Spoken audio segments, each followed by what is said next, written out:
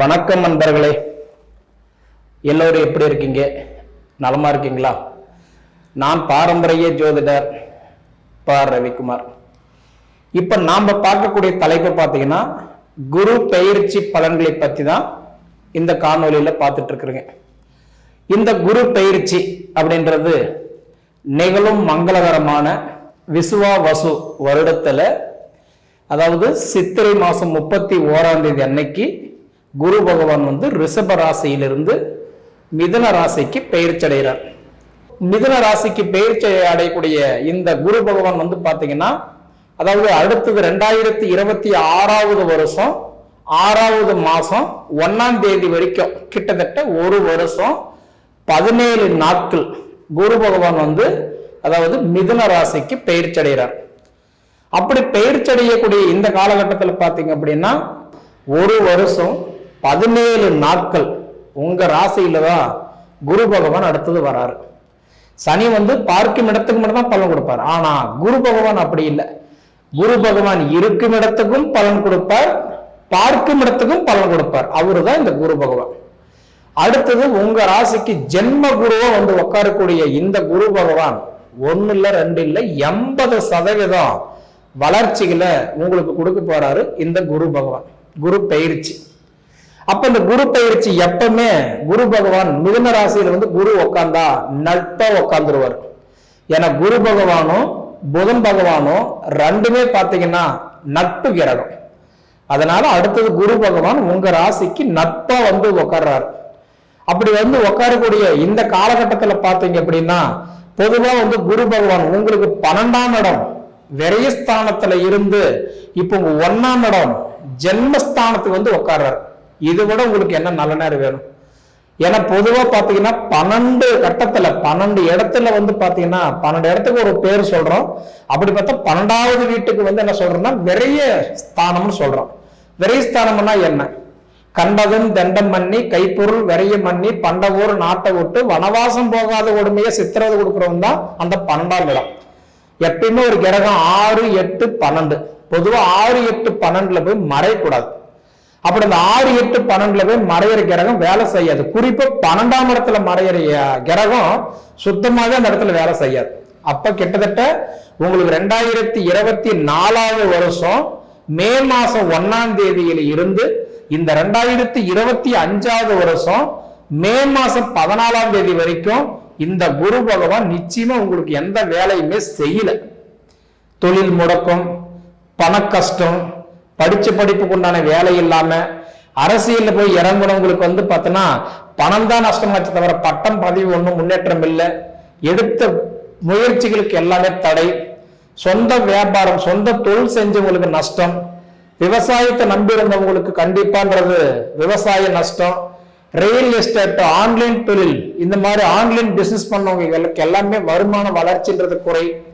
பொதுவா பாத்தீங்க அப்படின்னா படிப்பு தடை, குடும்பத்துல நிம்மதி போச்சு, எப்படி வேணும் எடுத்துக்கலாம். சகலமும் பாத்தீங்கன்னா 12ஆம் இடத்துல என்னைக்கு போய் குரு உட்கார்ந்தாரு கரெக்டா இந்த ஒரு வருஷம். இந்த ஒரு வருஷ காலமாவே உங்களுக்கு பெருசா ஒண்ணு குரு உங்களுக்கு கொடுக்கல.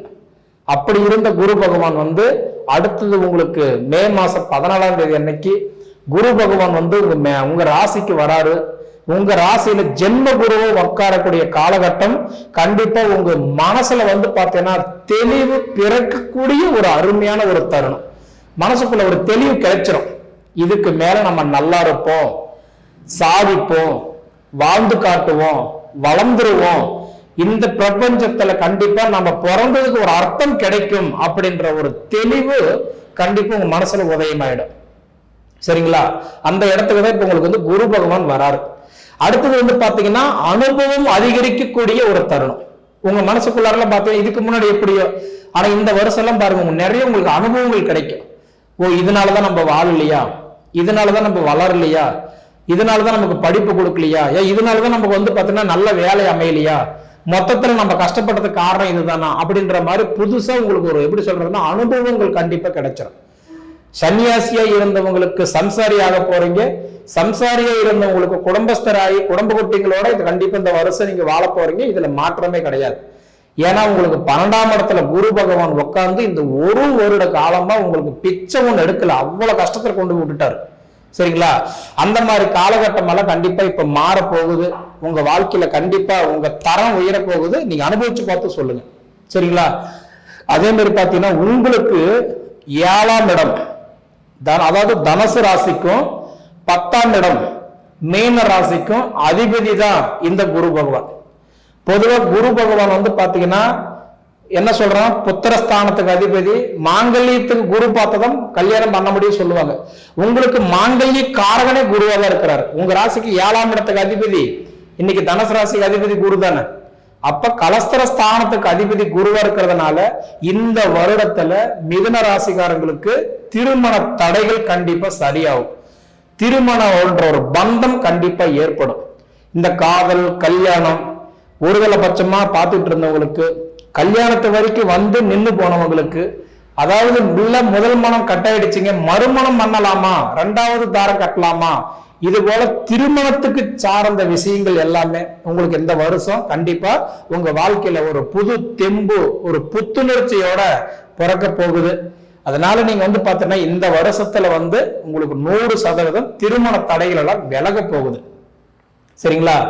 அதே மாதிரி உங்களுக்கு 10ஆம் இடத்துக்கு அதிபதியும் குருவா இருக்கிறதுனால, 10ஆம் இடம்னா தொழில் ஸ்தானம் இல்லையா, அப்ப வந்து பாத்தீங்கன்னா தொழில்ல வளர்ச்சி இல்லாம, சாதிக்க முடியாம, 4 காசு சம்பாதிக்க முடியாம, சொந்தமா வண்டி வாகனம் போட்டு நஷ்டம் ஆயிட்டு, அதனால பாத்தீங்கன்னா கட்டான்றது வந்து மத்தவங்க நல்லா இருக்கிறாங்களே, நம்மளால வாழ முடியலையே, வளர முடியலன்னு நினைச்சவங்களுக்கு எல்லாமே பாத்தீங்கன்னா இந்த வருஷம் கண்டிப்பா உங்களுக்கு வண்டி வாகனம் 1க்கு 2 போட போறீங்க.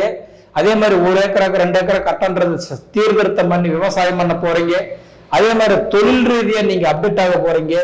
உங்களுடைய வாழ்வாதாரத்துல சொந்த மண்ணு மனம் வாங்கி வீடு வாசல் கட்டி பூர்வீக இடம், சொந்த மண்ணுன்னு சொல்லி உட்கார போறீங்க. ஏன்னா இது எல்லாமே உங்களுக்கு வந்து பாத்தீங்கன்னா 7ஆம் இடம் கலஸ்தர ஸ்தானத்துக்கும் 10ஆம் இடம் வந்து தொழில் ஸ்தானத்துக்கும் அதிபதியா இருக்கிறதுனால கண்டிப்பா நீங்க வாழக்கூடிய இடத்துல இருக்கிறீங்க, வாழ போறீங்க. வாழ்ந்த வாட்டி கண்டிப்பா நீங்க சொல்லுங்க. ஒண்ணு. அடுத்தது பாத்தீங்க அப்படின்னா உங்களுக்கு கரெக்டான்றது வந்து இப்ப ஜென்ம குருவா வரக்கூடிய நேரத்துல வந்து பாத்துட்டீங்க அப்படின்னா இப்ப வெளிநாடுக்கு முயற்சி எடுக்கிறீங்களா, இப்ப சக்சஸ் ஆகும். ஏன்னா இதுக்கு முன்னாடி நீங்க வெளிநாடெல்லாம் முயற்சி எடுத்திருந்தீங்கன்னா உங்களுக்கு தடையா இருக்கும். வெளிநாடுக்கு முயற்சி எடுத்தா இப்ப வெற்றியாகும். அதே மாதிரி வந்து இடம் பிரச்சனைக்கு பேசி சால்வ் பண்ணி ஓரளவுக்கு ஒரு அண்டர்ஸ்டாண்டிங்ல வர்றதுக்கு இப்போ ஒரு அருமையான ஒரு தருணம். இது போக பாத்தீங்க அப்படின்னா இன்னைக்கு படிப்பு, அதாவதுன்றது வந்து பாத்தீங்கன்னா இன்னைக்கு ஒரு குருவா இருந்து சொல்லி கொடுக்குற இடத்துல இருந்து வாழ முடியாம, சொந்த மண்ணு கட்ட முடியாம, இந்த மாதிரி ஒரு இம்ப்ரூவ்மெண்ட் இல்லாம இருக்கிறவங்களுக்கு எல்லாம் பாத்தீங்கன்னா கண்டிப்பா நல்லா இருக்கும்.